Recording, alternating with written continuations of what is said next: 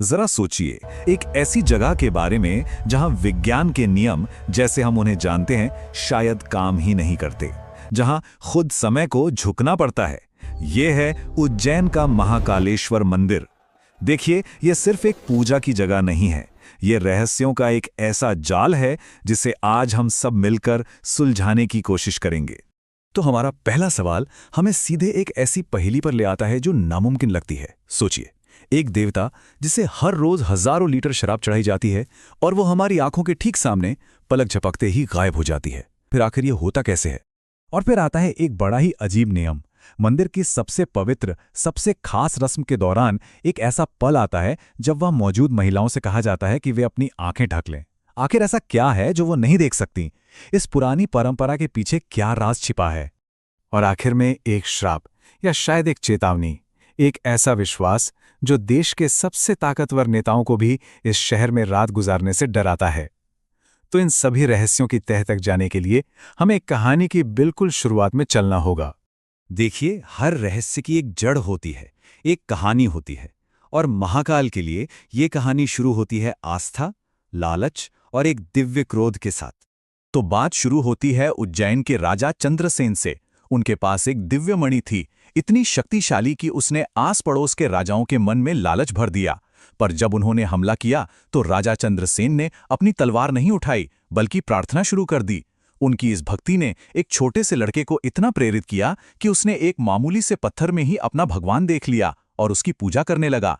जब उस लड़के की मां ने गुस्से में आकर उसकी वो पूजा भंग कर दी, तब कुछ ऐसा हुआ जिसकी किसी ने कल्पना भी नहीं की थी। खींचे चले आकर भगवान शिव खुद प्रकट हो गए। उन्होंने महाकाल का विकराल रूप धारण किया और उसी जगह पर एक ज्योतिर्लिंग के रूप में हमेशा के लिए स्थापित हो गए। ये मंदिर सिर्फ पौराणिक कथाओं तक ही सीमित नहीं है। इसका इतिहास तो आग और राख से लिखा गया है। एक विनाश और उसके बाद एक अविश्वसनीय वापसी की कहानी। साल 1235 में हमलावरों ने मंदिर को पूरी तरह से तहस नहस कर दिया, लेकिन आप आस्था को नष्ट नहीं कर सकते, है ना? लगभग 500 सालों तक भक्तों ने उन्हीं खंडरों के बीच पूजा करना जारी रखा, अपनी आस्था को जिंदा रखा, जब तक कि मराठा योद्धा राणोजी शिंदे ने इसे इसकी पुरानी शान में वापस नहीं लौटा दिया। और इसी दोबारा बने मंदिर के अंदर होते हैं वो असाधारण अनुष्ठान जो हर तर्क को चुनौती देते हैं, जो हमारे शुरुआती सवालों के बिल्कुल केंद्र में है। सबसे पहले भस्म आरती। दुनिया में शायद ही कोई और जगह होगी जहां किसी देवता की पूजा राख से की जाती हो, जो जीवन की अंतिम सच्चाई यानी मृत्यु का प्रतीक है। ये एक बहुत ही शक्तिशाली रस्म है जो हमें याद दिलाती है कि शिव जन्म और मृत्यु के इस चक्र से भी कहीं ऊपर हैं।